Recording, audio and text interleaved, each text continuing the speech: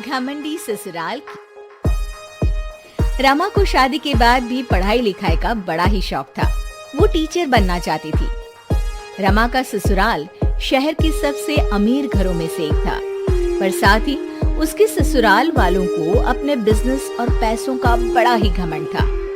शादी के कुछ वक्त बाद रमा अपनी सास के पास अपनी नौकरी की बात करने जाती है। अरे रमा, तू यहाँ?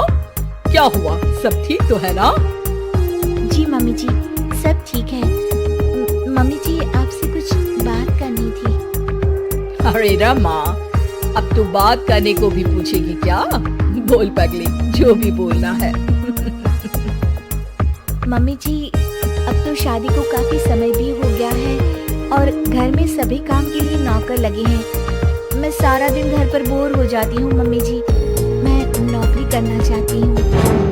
अरे, ये क्या बोल रही है तू? नौकरी? क्या कमी है तुझे रमा? तुझे पता नहीं, हमारा बिजनेस शहर का सबसे बड़ा बिजनेस है और तू नौकरी की बात कर रही है? लोग क्या सोचेंगे कि इतना बड़ा बिजनेस, इतना पैसा होने का भी क्या मतलब, जब घर की बहू को भी नौकरी करके खुद का खर्चा उठाना पड़ रहा है। नहीं रमा, तू बिल्कुल नौकरी नहीं करेगी। पर माँ जी, मैं टीचर बनना चाहती हूँ। पागल हो गई है बहू? इतने बड़े बिजनेसमैन की पत्नी और बहू टीचर? देख रमा, तुझे पैसे चाहिए तो मैं तुझे देती हूँ, पर ये नौकरी की बात तू अपने दिमाग से निकाल दे। और जो सारा दिन वो किताबें पढ़ के तू अपना दिमाग खराब कर रही है ना, उसे भी दूर फेंक दे। मम्मी जी, पर समझिए तो। रमा देख, अगर तुझे यही बात करनी है तो चली जा यहाँ से, वरना मैं आज तुझे राहुल से बोल के तेरे मायके वापस भिजवा दूंगी, फिर वहीं गरीबों की जिंदगी में सड़ना। रमा छोटा दिल करके वहाँ से चुपचाप अपने कमरे में वापस चली जाती है। कुछ वक्त बाद रमा का पति राहुल कमरे में आता है। अरे रमा, क्या हुआ? इतना शांत क्यों आज? क्या हुआ? मैडम को शॉपिंग पे जाना है क्या? नहीं जी, बस यूं ही। अरे बोलो भी रमा, तुम्हारा यूं शांत रहना मुझे अच्छा नहीं लगता। रमा पति के सामने नौकरी करने की बात रखते हुए कहती है, सुनिए ना, मैं नौकरी करना चाहती हूँ। मम्मी जी से इस बारे में बात हुई थी, लेकिन उन्होंने साफ इनकार कर दिया, इसलिए मैं आपकी सहमति चाहती हूँ। राहुल रमा की बात सुनकर जोरों से हंस पड़ता है।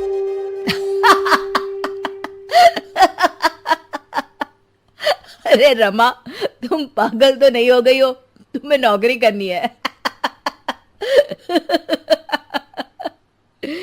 क्या कमी है तुम्हें? तुम्हें शॉपिंग पर जाना है तो मेरा क्रेडिट कार्ड लेकर जाओ।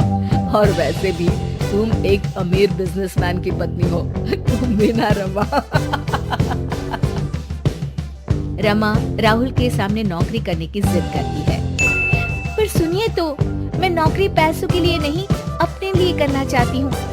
मेरा बचपन से टीचर बनने का सपना था, मैं उस सपने को पूरा करना चाहती हूँ। पागल हो चुकी हो तुम।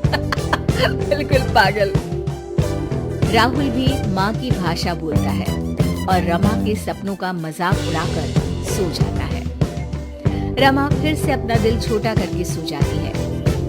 अगले दिन सुबह रमा मम्मी जी से कहती है, मम्मी जी, मैं पास वाले बाजार तक जा रही हूँ। ठीक है बहू, पर शाम को जल्दी लौट आना।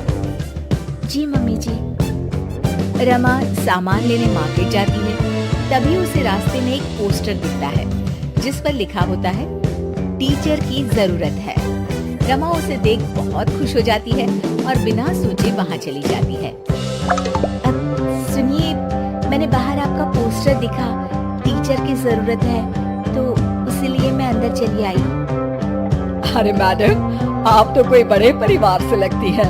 हमारा तो बस एक छोटा सा एनजीओ है, जिसके लिए हमें एक टीचर की जरूरत है जो कम पैसों में इन बच्चों को पढ़ा सके। अरे नहीं नहीं, मुझे पैसों की जरूरत नहीं है, मैं बस इन बच्चों को पढ़ाकर टीचर बनना चाहती हूँ। अच्छा मैडम जी, अब कल सुबह से रोज आ जाइएगा। रमा वहाँ से चली जाती है। अगले दिन, मम्मी जी, मेरी सहेली नई किटी पार्टी खोल रही है, तो मुझे कुछ दिन रोज उसके यहाँ जाना है। क्या मैं जा सकती हूँ मम्मी जी? सासू माँ खुश हो जाती है। अरे वाह रमा, किटी पार्टी, मैं भी चलती हूँ तेरे साथ। सासू माँ के साथ चलने की बात सुन रमा डर जाती है। जी जी जी जी माँ जी, वहाँ कोई आपकी उम्र का नहीं होगा, आप वहाँ बोर हो जाएंगी।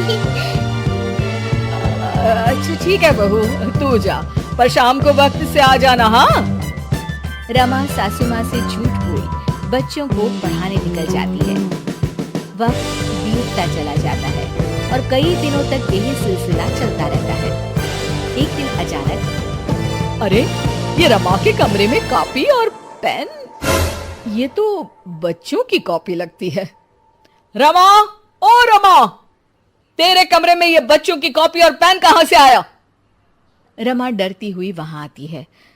जी जी मम्मी जी, वो बुक ना शायद मेरी सहेली के बच्चों ने रख दी होगी, तभी आज बैग खोलते वक्त यहीं रह गई।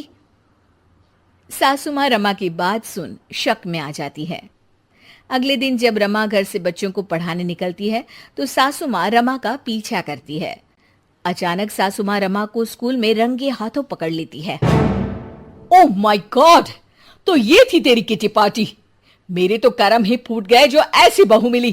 क्या मुंह दिखाएंगे हम दुनिया वालों को जब उनको ये बात पता चलेगी कि इतने बड़े बिजनेसमैन घर की बहू छुप के यहां नौकरी कर रही है। ओह गॉड, ये सब देखने से पहले मैं मर क्यों नहीं गई? तूने तो हमारा नाम ही डुबो दिया। चल घर, अभी बताती हूं तुझे। सासू माँ गुस्से में रमा को घर ले ही जा रही होती है कि तभी वहां स्कूल का मैनेजर आ जाता है और रमा से कहता है, मैडम जी, आपका बहुत बहुत धन्यवाद। आज आपकी वजह से हमारे एनजीओ के बच्चों ने शहर में टॉप कर हमारे एनजीओ का नाम रोशन किया है। आपका शुक्रिया मैडम जी। इतने अमीर परिवार से होने के बावजूद भी आपने बिना पैसों के इन बच्चों को पढ़ाया। जब तक आप जैसे लोग इस दुनिया में हैं, कोई गरीब का बच्चा पढ़ाई में पीछे नहीं रहेगा। मैनेजर की बातें सुन सासू माँ का रमा के प्रति दिल पिघल जाता है और वो रमा से कहती है, बहू, तू कल से रोज इन बच्चों को पढ़ाने जा सकती है, पर साथ ही इन बच्चों के लिए नए कपड़े और किताबें भी ले जाना। इन बच्चों की पढ़ाई में कोई कमी नहीं होनी चाहिए। सासू माँ की बातें सुन रमा खुश हो जाती है और फिर से बच्चों को पढ़ाने में लग जाती है, पर अब छुपाकर नहीं, खुलेआम।